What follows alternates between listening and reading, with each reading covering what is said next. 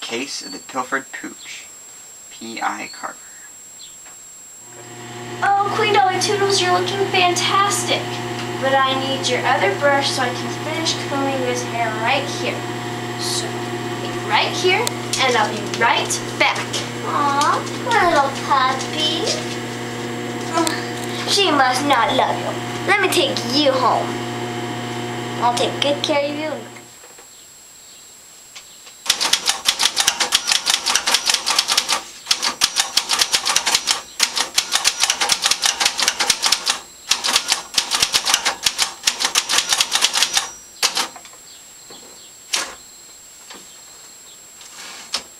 Summer was hot. Paint blistered from the walls of Detective Jack Scott's office.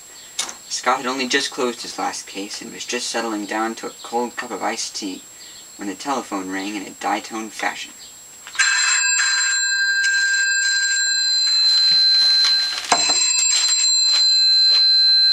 Hello?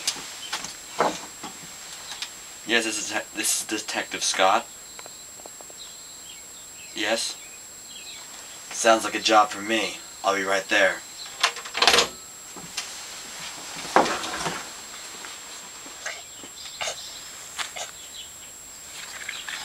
Miss Kravinsky, I presume? You presume correctly?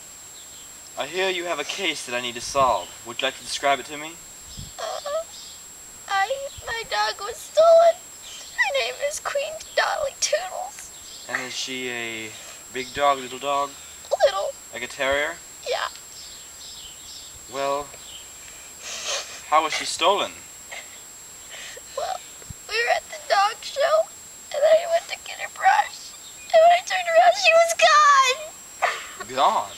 Yeah. Would you know anybody that would do such a thing to you? No. Everyone loves us. Everyone? Everyone. Okay. Now, miss, I promise you.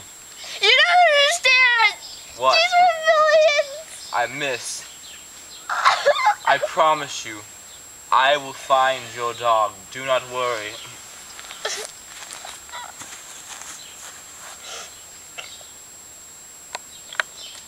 Well, well, well, P.I. Carver. Scott?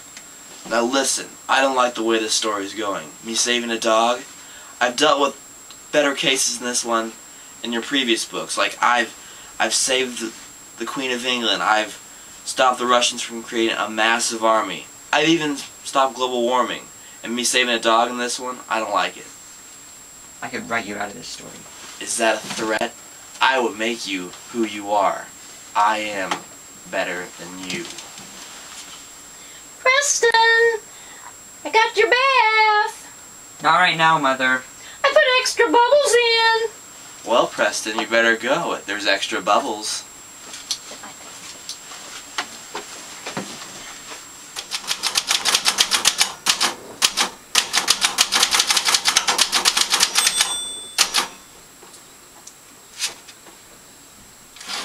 Although Jack Scott had never dealt with a case of this caliber before, he felt confident that he would be able to successfully return the pilfered pooch to her distraught mother. "Don't worry, miss," he assured her. "Detective Jack Scott is on the case." I am confident I will find your dog, and I will return her unharmed. Don't worry, miss. Detective Jack Scott is on the case. He would begin by examining photographs taken by the Metropolitan Press of the 125th Annual Gilbert Charitable Dog Show, and searching the location of the crime for evidence regarding the current whereabouts of the formerly pampered pooch.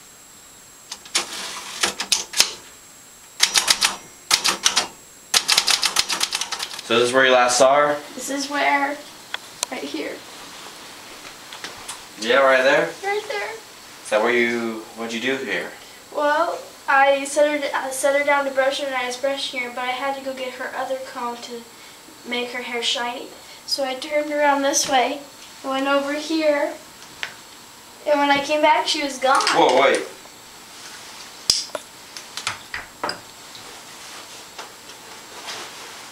What are you doing? Stand back. Is this yours? No.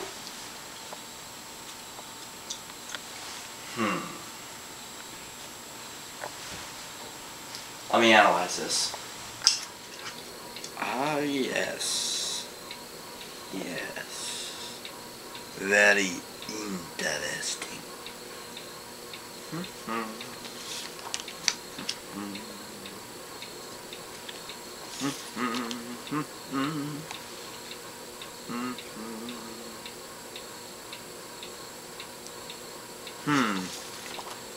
There, I got it. I have it. Come in. Miss Kravinsky, Detective Scott, as you know. Yeah. I have something that could be of interest to you and important to this case. Okay. You see this little girl right there? Yes. Do you know who she is? Yes, it's my best friend's cousin's daughter. Yes. And did you notice the bow she's wearing, and the ribbon, I mean? It's the same as the one we found on the floor. It's the exact same. Do you think she could have some answers? Well, possibly, yes, if she was there. Do you know her address? 101 Spruce Street. Thank you. We might be getting closer. Hello? Detective Scott? Does this happen to be your ribbon? Yes, yes it is. Do you recognize this dog in this picture? Yes, that's Cranberry Toodles. She's within here? Oh yeah, she lives with me now. She was so sad. Her owner left her to get a brush, and she was so sad. So you took her? Yes. Well, her owner would really like her back. Well, she's right in here having a tea party with me. Oh, okay. Can you bring her to the door so... Give me a few seconds. Okay.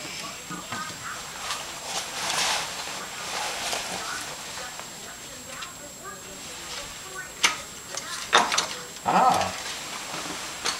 Here, let me just take her. Sorry for the trouble, and here's a lollipop. Okay. Goodbye. We're gonna take you back to your owner. Miss Kravinsky, I believe this is yours. Oh, Queen Belly Toodles! Oh, thank you so much. Where did you find her? That doesn't matter. All that matters is you have your dog, and the world is safe. Oh, thank you. All a day's work, madam. So, Preston, how was your bubble bath? You know what? This story, I just gotta tell you, it stinks. Next time, write about me saying like Neptune from Atlantis, something way cooler than this, which is not hard to do.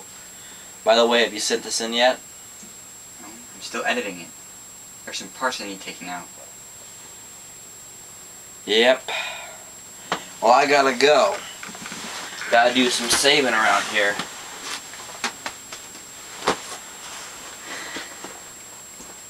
Got to get rid of him.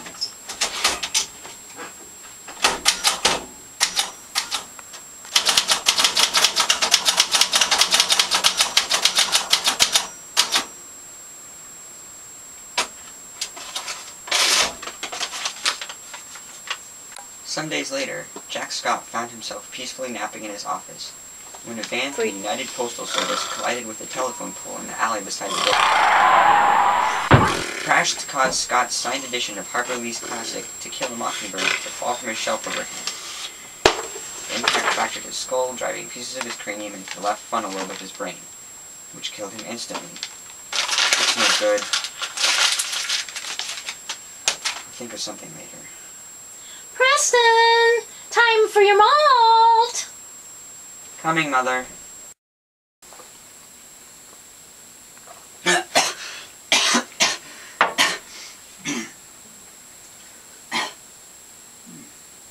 Chocolate chip. That works.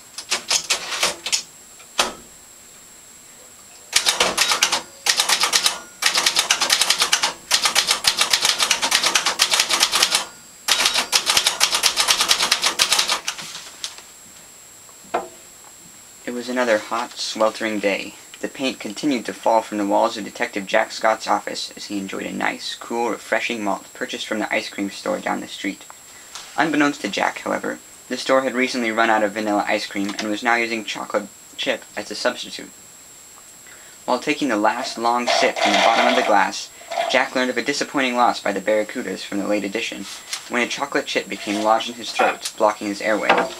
As was his custom, Detective Jack Scott was alone that day, and his death was as solitary as his life.